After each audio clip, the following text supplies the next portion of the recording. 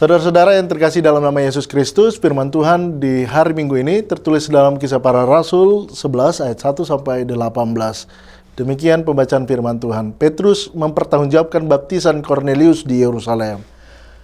Rasul-rasul dan saudara-saudara di Yudea mendengar bahwa bangsa-bangsa lain juga menerima firman Allah. Ketika Petrus tiba di Yerusalem, orang-orang di golongan yang bersunat berselisih pendapat dengan dia. Kata mereka, engkau telah masuk ke rumah orang-orang yang tidak bersunat dan makan bersama-sama dengan mereka. Tetapi Petrus menjelaskan segala sesuatu berturut-turut, katanya, aku sedang berdoa di kota Yope. Tiba-tiba rohku diliputi kuasa ilahi dan aku melihat suatu penglihatan. Suatu benda berbentuk kain lebar yang bergantung pada keempat sudutnya diturunkan dari sampai di depanku. Aku menatapnya dan di dalamnya aku lihat segala jenis binatang kaki empat dan binatang liar dan menjalar dengan burung-burung. Lalu aku mendengar suara berkata kepadaku, bangunlah hai Petrus, sembelihlah dan makanlah. Tetapi aku berkata, tidak Tuhan, tidak. Sebab belum pernah sesuatu yang haram dan tidak tahir masuk ke dalam mulutku. Akan tetapi untuk kedua kalinya suara dari sorga berkata padaku, apa yang dinyatakan halal oleh Allah tidak boleh engkau nyatakan haram. Hal itu ternyata sampai 3 kali, lalu semuanya ditarik kembali ke langit. Dan seketika itu juga 3 orang berdiri depan rumah di mana kami menumpang, mereka diutus kepadaku dari Kaisarea. Lalu kata roh kepadaku, pergi bersama mereka dan dengan tidak bimbang. Dan ke-6 saudara ini menyertai aku. Kami masuk ke dalam rumah orang itu dan ia menceritakan kepada kami bagaimana ia melihat seorang malaikat berdiri di dalam rumahnya dan berkata kepadanya, suruhlah orang ke Yope untuk menjemput Simon yang disebut Petrus. Dia akan menyampaikan sesuatu berita kepada kamu yang akan mendatangkan keselamatan bagimu dan bagi seluruh isi rumahmu. Dan ketika aku mulai berbicara, turunlah Roh Kudus ke atas mereka sama seperti dahulu ke atas kita. Maka teringatlah aku akan perkataan Tuhan, Yohanes membaptis dengan air, tetapi kamu akan membaptis dengan Roh Kudus. Jadi jika Allah memberi karunia-Nya kepada mereka sama seperti kepada kita pada waktu kita mulai percaya kepada Yesus Kristus, bagaimana mungkin aku mencegah dia? Ketika mereka mendengar hal itu, mereka menjadi tenang, lalu memuliakan Allah, katanya, jadi kepada bangsa-bangsa lain juga Allah mengkaruniakan pertobatan yang memimpin kepada hidup. Demikian pembacaan firman Tuhan. Saudara-saudara, gereja yang bertumbuh adalah gereja yang berpusat pada Kristus Yesus. Gereja yang menyehatkan adalah gereja seluruh dinamikanya itu dikendalikan oleh Kristus. Gereja yang diberkati juga adalah gereja yang mengutamakan Kristus. Gereja yang menyejukkan adalah gereja yang siap berubah menjadi serupa dengan karakter Kristus. Dan gereja yang berbuah adalah gereja yang bersuka cita karena mengenal pekerjaan Allah yang nyata di tengah-tengah umatnya. Sekat-sekat prasangka dan diskriminasi sudah langsung terlacak saat kita membaca teks kali ini. Ketika Rasul Simon Petrus masuk ke rumah Yerusalem dan orang-orang di golongan yang bersunat adalah orang-orang Yahudi yang telah dipertobatkan dan masih memelihara pentingnya sunat, berselisih dengan dia. Mereka mengancam perbuatan Petrus yang telah masuk ke rumah orang-orang yang tidak bersunat dan makan bersama. Mereka beranggapan itu sebagai suatu kejahatan dan Petrus telah menodai jika bukan mengkhianati kehormatan, jabatan, dan kerasulan sehingga harus dibawa ke hadapan jemaat. Lalu Petrus memberikan penjelasan yang lengkap dan memadai tentang persoalan itu. Ia tidak menambah-nambah lagi pernyataan untuk membela diri atau meminta maaf untuk memuaskan hati mereka. Sebaliknya, Petrus menjelaskan dengan runtut bahwa Allah sendiri yang datang kepadanya melalui penglihatan. Petrus memberitahu mereka bahwa penglihatan itu terjadi sampai 3 kali. Perintah yang sama yaitu untuk menyembelih dan memakan, dan alasan yang sama juga bahwa apa yang telah dinyatakan tahir oleh Allah tidak boleh disebut haram, diulangi untuk kedua dan ketiga kalinya. Dan untuk menegaskan lebih jauh kepadanya bahwa itu adalah penglihatan ilahi, hal-hal yang dilihatnya itu tidak hilang begitu saja, tetapi semuanya ditarik kembali ke langit, yaitu dari mana mereka turun. Begitu pula selanjutnya, ketika Petrus mendapatkan tuntunan khusus dari Roh Kudus, menyeluruh dia pergi bersama mereka yang diutus dari Kaisarea itu dengan tidak bimbang. Meskipun orang-orang yang hendak didatanginya dan yang berangkat bersama-sama itu bukan orang Yahudi, ia tidak boleh ragu pergi bersama mereka. Sebaliknya, Cornelius juga mendapat penglihatan dan berdasar penglihatan itu, ia dituntun untuk menyuruh orang pergi ke Petrus. Cornelius diteguhkan oleh penglihatan Petrus, ia akan menyampaikan suatu berita kepada kamu yang akan mendatangkan keselamatan bagimu dan bagi seluruh isi rumahmu. Dan karena itu, sangatlah penting bagimu dan sangat besar manfaatnya untukmu jika kamu menyuruh orang pergi kepadanya. Perjumpaan kedua, kisah ini melengkapi bukti bahwa Allah memang berkehendak supaya Petrus membawa orang-orang bukan Yahudi itu ke dalam persekutuan jemaat.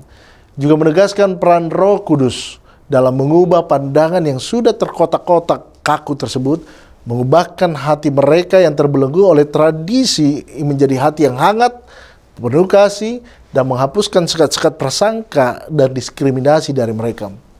Tidak peduli apa latar belakang kita dan orang lain, baik itu gereja suku, bangsa, bahkan pemeluk agama lainnya.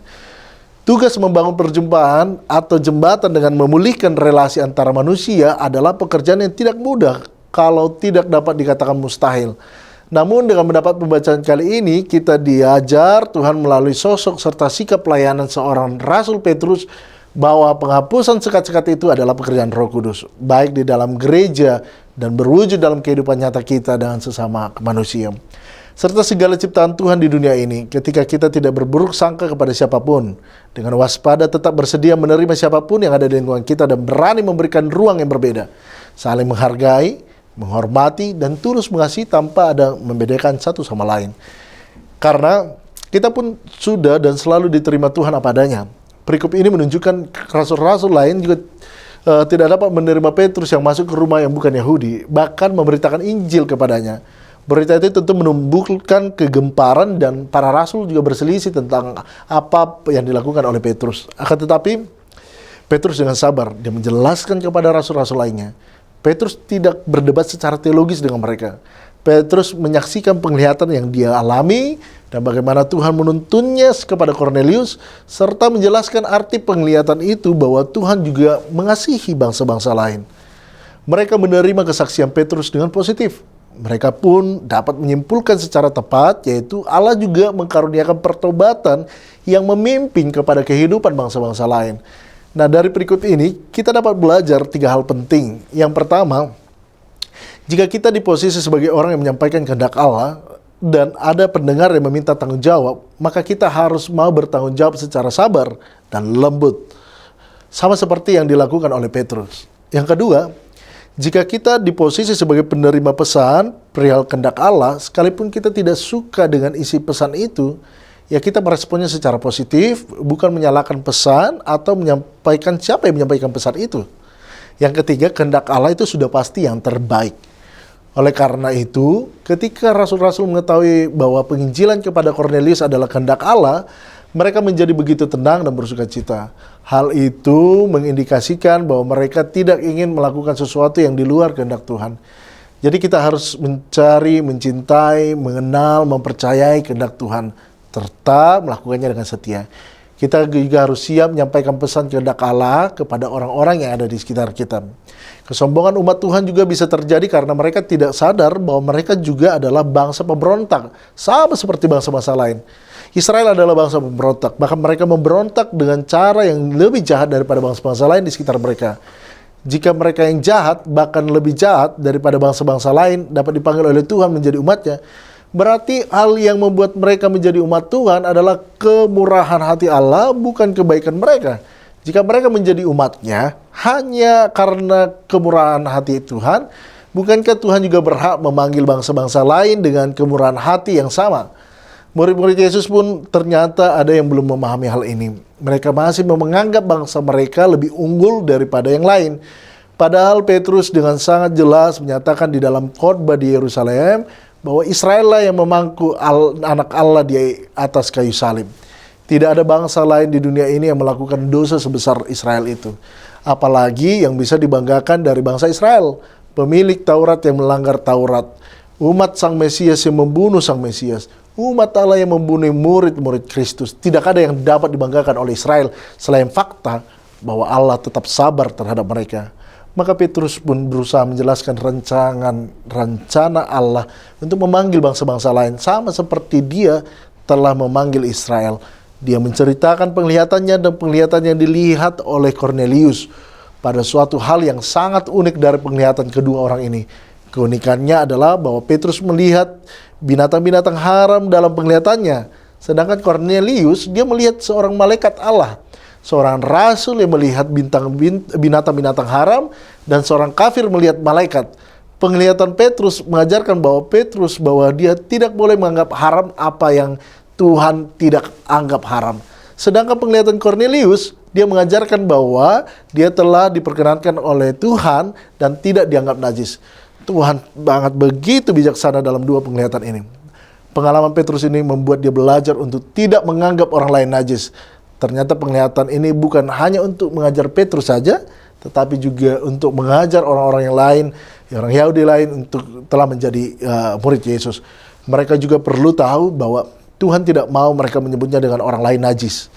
Jika Tuhan menganggap Kornelius layak melihat seorang malaikat dan mendengarkan pesan Allah kepada dia, maka tidak masuk akal juga kalau ada orang Yahudi yang menganggap Kornelius itu najis. Hal kedua yang perlu terus tekankan adalah bahwa Allah juga mengerjakan semuanya. Dan dia hanya menanti Allah saja. Allah lah yang mempersiapkan Kornelius untuk mendengarkan berita Injil. Allah juga lah yang memberitakan Petrus untuk datang ke rumah Kornelius dan memberitakan Injil di sana. Allah juga lah yang membuka telinga Kornelius dan sisi rumahnya sehingga mereka percaya kepada pemberitaan Petrus. Allah juga lah yang mencurahkan Roh Kudus yang ke Kornelius dan semua orang mendengarkan berita Injil dari Petrus. Petrus mengingat bahwa dia yang membaptis orang dengan Roh Kudus dan Roh Kudus atas Kornelius Kristus turun kepada Kornelius. Jika Kristus telah membaptis Kornelius dengan Roh Kudus, bagaimana mungkin Petrus melarang Kornelius dibaptis dengan air? Yang ketiga, yang Petrus tekankan adalah tentang karunia yang sama yang telah diterima oleh para murid yang sekarang diberikan juga dengan limpah juga kepada Kornelius. Murid-murid berdoa, menanti dengan sabar di dalam rumah, penuh ketakutan dan kegentaran, hingga akhirnya mereka mendapatkan karunia Roh Kudus. Kornelius juga adalah seorang yang tekun dalam menantikan Tuhan dan berdoa kepada Tuhan, hingga akhirnya menerima karunia Roh Kudus atasnya. Karunia ini adalah karunia jiwa yang menyala-nyala untuk mengabarkan Kristus dan memuliakan namanya. Inilah karunia yang diperoleh para murid di Yerusalem dan juga diperoleh Kornelius di Kaisarea. Tuhan tidak lagi memberi perbedaan. Jika dulu Israel memiliki kelebihan daripada bangsa-bangsa lain, maka sekarang Israel sama dengan bangsa-bangsa lain. Jika dulu orang yang mau menyembah Tuhan harus datang ke Israel, mengikuti tradisi Israel dan beribadah dengan cara Tuhan yang dipakaikan melalui Israel, maka sekarang baik orang Israel maupun bangsa-bangsa lain yang mau menyembah Tuhan sama-sama harus menyembah Dia dalam Kristus. Inilah pengertian yang Petrus bagikan. Petrus tidak sedang mengatakan bahwa Kornelius menjadi orang-orang percaya setelah dia disunat atau setelah dia menjadi petobat dalam agama Yahudi. Petrus mengatakan bahwa Kornelius mendapatkan anugerah yang persis sama dengan para rasul. Perkataan Petrus ternyata membuat orang-orang Yahudi mengikuti Yesus itu bertobat. Mereka sekarang bersyukur kepada Allah dan tidak lagi mempersalahkan kebangsaan dari Kornelius itu sendiri. Mereka sekarang memuliakan Allah setelah memahami keluasan hati Allah itu sendiri. Inilah perbedaan orang-orang yang sempit dan orang-orang yang luas hatinya. Orang-orang yang luas hatinya mau dikoreksi dan bahkan memuliakan Allah oleh karena pengertian baru yang mereka dapatkan. Mereka begitu bersyukur kepada Allah karena Allah mengasihi bangsa-bangsa lain juga.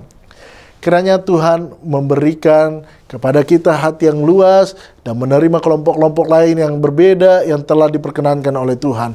Di dalam gereja Tuhan tidak ada lagi perbedaan-perbedaan antara ras, ekonomi, sosial dan segala macam. Yang membedakan adalah kesetiaan kepada Allah dan kerelaan untuk menaati Allah itu sendiri. Jika seseorang setia kepada Allah, berpaut kepada Kristus, merindukan Allah, merindukan melayani dan memuliakan namanya, maka orang itu adalah saudara kita di dalam Kristus. Jika seorang mengabaikan Allah, menghina namanya, menghina Kristus dan mengabaikan firman-Nya, maka orang itu adalah orang-orang asing bagi kita, sekalipun secara keturunan dia adalah saudara kita sendiri. Barang siapa melakukan kehendak Bapakku di surga, dialah ibuku dan saudaraku. Demikian dikatakan oleh Tuhan Yesus dalam Matius 12:50. Barang siapa berkenan pada Tuhan, dialah saudara kita. Jangan lagi hidup di antara pandangan sempit mengenai ras. Tuhan tidak membedakan warna kulit manusia, celakalah manusia yang membedakan perbedaan berdasarkan warna kulit. Tuhan tidak lagi membiarkan ada tembok pemisah antara umat Tuhan dan bangsa kafir. Mengapa kita sendiri menjadi tembok sendiri atas diri kita sendiri itu? Jangan lagi membedakan orang dengan cara yang Tuhan tidak perkenankan. Tuhan Yesus memberkati kita. Selamat hari Minggu untuk kita.